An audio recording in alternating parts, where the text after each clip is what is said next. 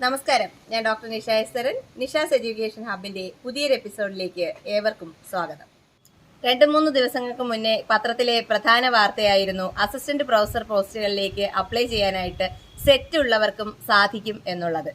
ഏറെ ആശങ്ക ഉളവാക്കിയ ഒരു പത്രവാർത്തയായിരുന്നു അത്.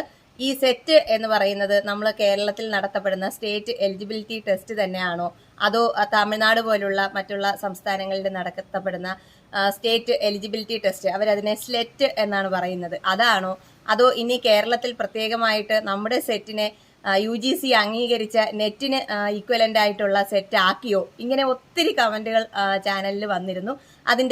എന്താണ് അതിന്റെ നിജസ്ഥിതി എന്നുള്ളതാണ് ഇന്നത്തെ വീഡിയോ. കോളേജ് തലത്തിൽ അസിസ്റ്റന്റ് പ്രൊഫസർ മുതൽ, പണ്ട് നമുക്ക് ലെക്ചർ പോസ്റ്റ് ആയിരുന്നു, ഇപ്പോൾ അതിന്റെ പേര് അസിസ്റ്റന്റ് പ്രൊഫസർ എന്നാണ്. ആദ്യം സ്റ്റാർട്ട് ചെയ്യുന്നത് അസിസ്റ്റന്റ് പ്രൊഫസർ പോസ്റ്റിലാണ്. അസിസ്റ്റന്റ് പ്രൊഫസർ പോസ്റ്റിന് വേണ്ടുന്ന ബേസിക് ആയിട്ടുള്ള ക്വാളിഫിക്കേഷൻ എന്ന് പറയുന്നത് PGയും അതാത് സബ്ജക്റ്റിൽ തന്നെയുള്ള PGയും നെറ്റുമാണ്, നാഷണൽ എലിജിബിലിറ്റി ടെസ്റ്റ്. ഇതിന് എക്സംഷൻ വരുന്നത് കുറച്ചു കാലങ്ങൾക്ക് മുന്നേ PhD കരസ്ഥമാക്കിയിരുന്നവർക്ക് അതാത് വർഷങ്ങളിലുള്ള ഇളവുകൾ അനുസരിച്ച് കുറച്ച് വർഷങ്ങൾക്ക് മുന്നേ PhD കിട്ടിയിരുന്നവർക്ക് അതിനെ ഒഴിവാക്കിയിട്ടുണ്ട്. ഇതുകൂടാതെ യാതൊരുവിധ എക്സെപ്ഷനും ഈ അസിസ്റ്റന്റ് പ്രൊഫസർ പോസ്റ്റിന് ഇതുവരെ വന്നിട്ടില്ല. അപ്പോഴാണ് പെട്ടെന്ന് ഇങ്ങനെ ഒരു പ്രസ്താവന ഗവൺമെന്റിന്റെ തലത്തിൽ നിന്നുണ്ടായത്. പക്ഷെ അതിന്റെ കാര്യം എന്ന് പറഞ്ഞാൽ, ഒരുപാട് വർഷങ്ങൾക്ക് മുമ്പ് ഒരു തവണ കേരളത്തിൽ നമുക്ക് സ്ലെറ്റ്, അതായത് തമിഴ്നാടിന്റെയോ കർണാടകയുടെയൊക്കെ പോലെയുള്ള സ്റ്റേറ്റിന്റെ സ്റ്റേറ്റ് എലിജിബിലിറ്റി ടെസ്റ്റ് നമുക്ക് സ്ലെറ്റ് എന്നുള്ള പേരിൽ നടത്തപ്പെട്ടിരുന്നു.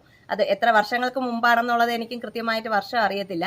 ആ ഒരു ഒറ്റ വർഷം മാത്രമേ അതിന് UGCയുടെ അംഗീകാരം ഉണ്ടായിരുന്നുള്ളൂ.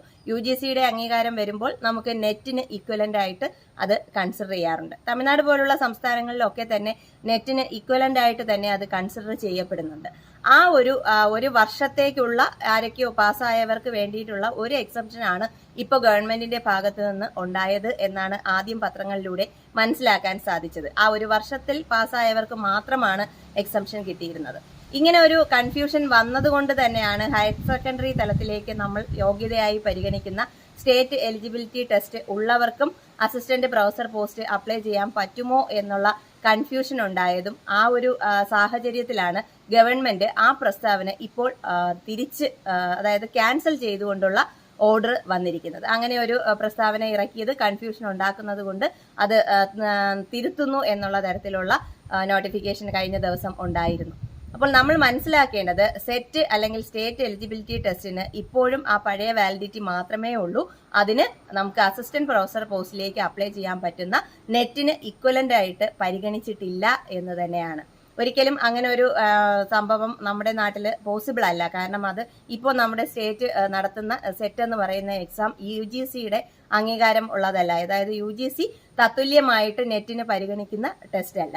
പക്ഷെ എന്നാൽ ഇതിൽ ആ ഒരു നമ്മളിപ്പോൾ ഇറക്കിയ പ്രസ്താവന ഗവൺമെന്റ് പിൻവലിച്ചില്ലായിരുന്നു എങ്കിൽ മറ്റുള്ള സ്റ്റേറ്റുകളിൽ നിന്നുള്ളവർക്ക്, അതായത് UGCക്ക് ഈക്വലന്റ് ആയിട്ട് അവരുടെ സ്റ്റേറ്റ് എലിജിബിലിറ്റി ടെസ്റ്റ് പരിഗണിക്കപ്പെടുന്ന സംസ്ഥാനങ്ങളിൽ നിന്നുള്ളവർക്ക് നമ്മുടെ സംസ്ഥാനത്തെ അസിസ്റ്റന്റ് പ്രൊഫസർ പോസ്റ്റുകൾക്ക് നെറ്റ് ഇല്ലെങ്കിലും അപ്ലൈ ചെയ്യാൻ പറ്റുന്ന ഒരു സാഹചര്യം നിലവിൽ വന്നായിരുന്നു.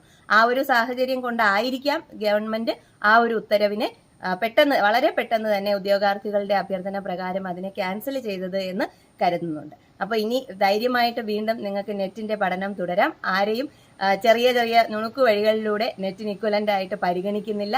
നെറ്റിന് പ്രിപ്പയർ ചെയ്യുന്നവർ ആ ഒരു സീരിയസ്നെസ്സോടുകൂടി തന്നെ നെറ്റിന് പ്രിപ്പയർ ചെയ്യുക.